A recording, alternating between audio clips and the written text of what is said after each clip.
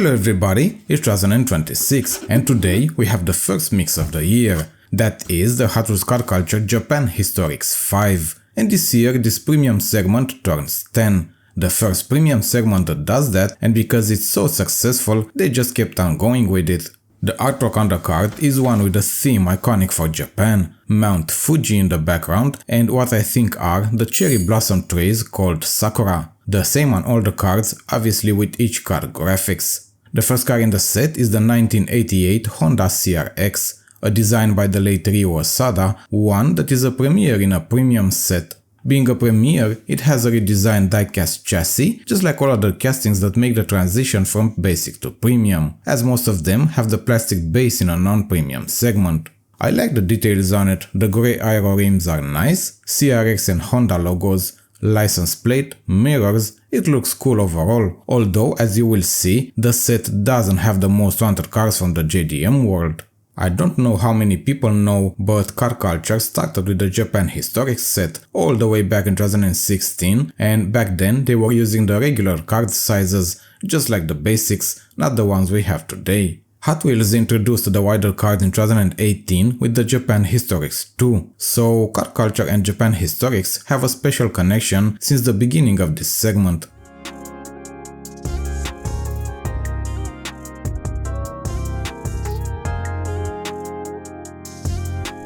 Toyota AE86 Sprinter Trueno as the second car in the set, one that had premium releases before and a model that is iconic, although not one of my favorites, but the casting itself is cool, although very simple in design. We have seen the previous Japan Historics mix on this channel in 2024 when it has been the mix 4 of that year.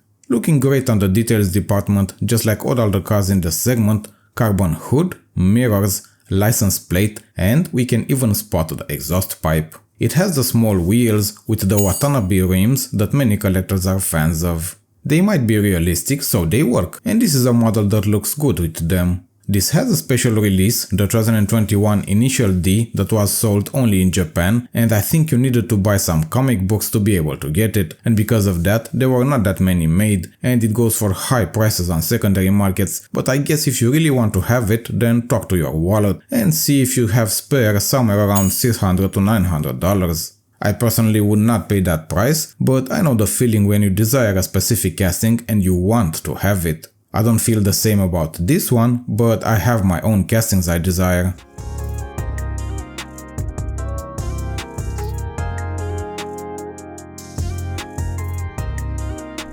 We do have a premiere in the set, the 1977 Toyota Celica, and this is the first generation of the Celica. If you look from the back, it does look like a classic Ford Mustang, because this was actually made to be a response to the American horse as it was intended for the North American market. I did not know about this model before.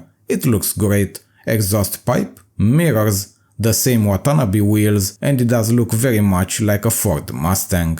As I said, this set doesn't have one of the most known Skylines or any of the Nissan models or Mazda, and collectors have split opinions on this, but still, there's variety, and that is always great. There's a different type of chase, and I'm not one of the first that make a video of this set, so you already know that. It's gold, and it's a different model than all other 5 cars in the set. This is the way of Hot Wheels celebrating the 10 years anniversary, and they will probably get back to the regular starting next year. Datsun 510 wagon should be the chase, one I did not get this time, but I'm not that upset, not a casting to be hyped for, and we have seen a fair share of cool 510 wagons released so far.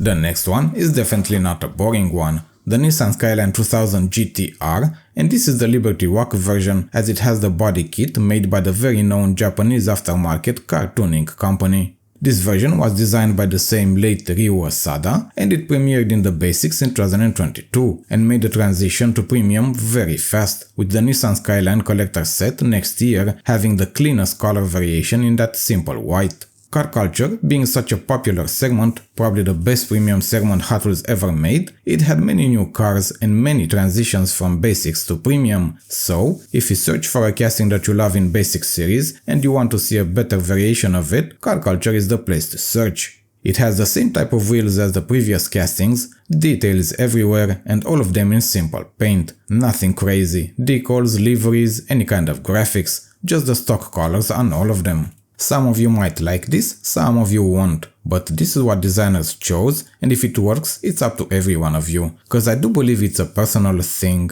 The way Hot Wheels made the chase, although it might be just for this year, for the celebration, it might also be just testing ground. Maybe they just want to see how people respond, how collectors react to this, and if they have a good response, they might stick to it. If not, well, they will go back to the black chase. I guess we will find out eventually, some information leaking or just the release of the first car culture set for 2027.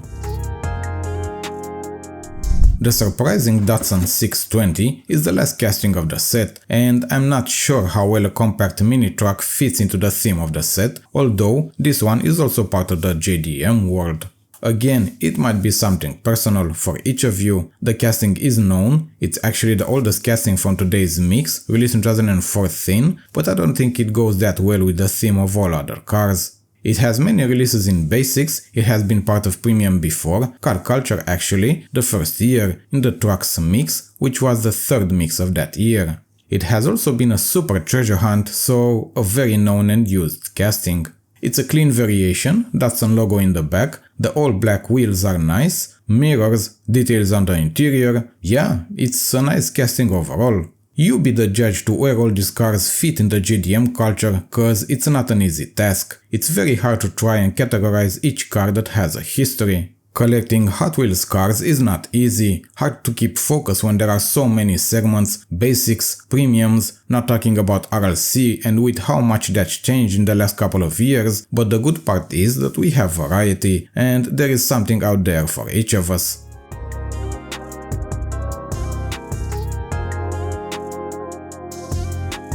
If you are new to collecting and want to learn more about Hot Wheels, you can always search my channel and watch the case unboxings, make an idea about what there is out there, take all the information you can and try to focus on what makes you happy. Thank you for watching, enjoy collecting Hot Wheels cars and have a great rest of your day.